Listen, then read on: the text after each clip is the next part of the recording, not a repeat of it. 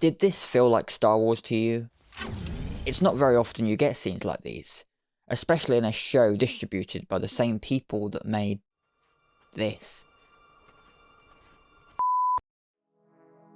After I watched this for the first time, it was refreshing to finally see a Star Wars story that was gripping and, most importantly, strips away all the typical stuff we see in Star Wars. Instead, it drops us headfirst into this world with these brand new characters and their own personal journeys to go on. We're thrown headfirst into this through the eyes of Cassian Andor, the protagonist of this story, straight away searching for answers, and instead of some oversized, unnecessary introduction, my apologies, we learn about Andor and his feelings, struggles, and what he's after in the best way, which in my opinion this is. And that's show don't tell.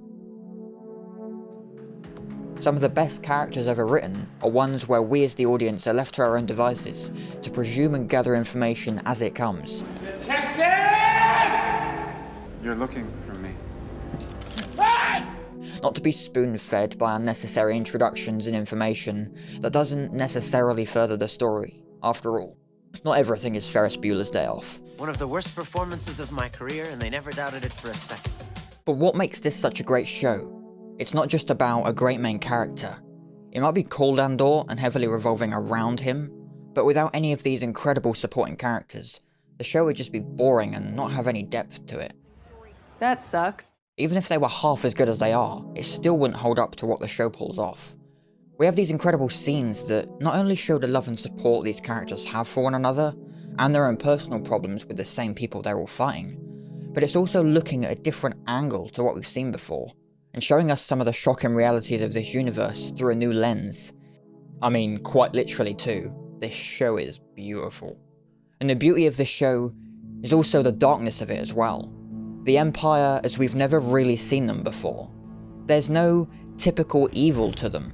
We obviously know the evil that they do, and what they've caused throughout the entire history of Star Wars, but this show leans on a new pillar with how they represent the Empire. I won't go into the specifics because I'll leave that to this great video by The Canvas, but it's a great in-depth summary of what makes the Empire so uniquely well written in this. So definitely go give it a watch, I'll leave the link in the description. With any type of story, you obviously want to keep the viewer engaged, not making it too overly complicated to follow, Well, we better put our head home before the bomb goes off, eh? but also, like I mentioned before, not spoon-feeding the audience. By the way, this is a friend of mine. Retreat. I am Groot! I am Steve Rogers.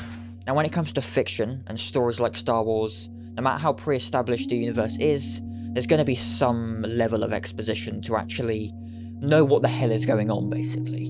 And this is where I believe you can make or break a story.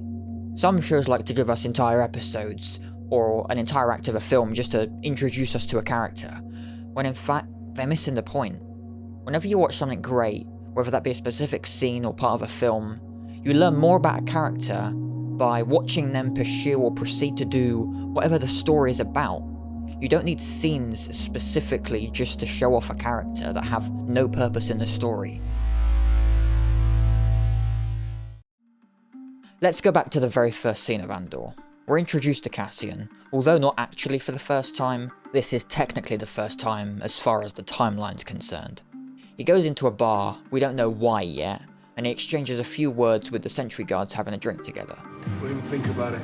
He then tries to get some information from one of the girls that works there, and he stresses later on that it's his sister he's searching for as she's about to walk away. Immediately after this, he's leaving the club and is followed by the two sentry guards that were having a drink. They then try to stop him and take his credits, but this ends in a bit of a debacle, and, well, this happens. She's not breathing. No. No. Cassian acts in the moment and doesn't want to deal with the snowball of things that could happen otherwise. We're going together. We played too hard, and you didn't understand it. I'll tell them what happened. This moment is pretty shocking. It's an almost Blade Runner-like moment in Star Wars. We've just met the main character, and he's ruthless. Certainly not your typical protagonist. But that is what makes him so good. It's these moments that introduce us to a character and actually plant a necessary seed for the rest of the story to find out about a character through their search, and in this case for a family and for answers. This isn't the first time we've had a cool main character in Star Wars either, at least a relatively unknown or even completely unknown character. Look at The Mandalorian, arguably one of the best shows on Disney+, and it's just about a bounty hunter. But that is what makes it so good. It's just so simple. There's no overly complicated plot with a bunch of random side characters that would be completely unnecessary otherwise. In The Mandalorian and Andor, every side character is there for a purpose. They have a backstory with the main character, and we learn about that relationship in the same way we learn about Mandalorian and Andor, by watching them pursue whatever they're pursuing and furthering the story. And sometimes, even if there's no direct connection between a character and the main character, there's normally other purposes, even comedic value, and actually funny, Disney. Is that true, Mando? You always paranoid? So just what makes Andor this good? Is it a well-written main character? Is it side characters that actually have strong, gripping stories within the main narrative? Maybe it's how simple the premise is. A mission that the main character takes on to help others fight the same threat that everyone in the Republic faces, that brings them all together for the common cause. Perhaps it's the preparation for the fight that keeps the viewer engaged throughout the series, meeting new characters and preparing to face the enemy that everyone has experiences with. That's what makes it almost not a Star Wars story. That's ridiculous. But instead, a gripping drama, action, adventure, and thriller that happens to be set in the Star Wars universe. I think it's all of that. That's what makes Andor a brilliant series. Not just one character or group, but a simple premise told perfectly. What do you like about Andor? Do we share the same opinions? Let me know in the comments. And if you found this video interesting, consider leaving a like and subscribe for other videos like this. My name's Patrick, this is Fortune Theory, thanks for watching.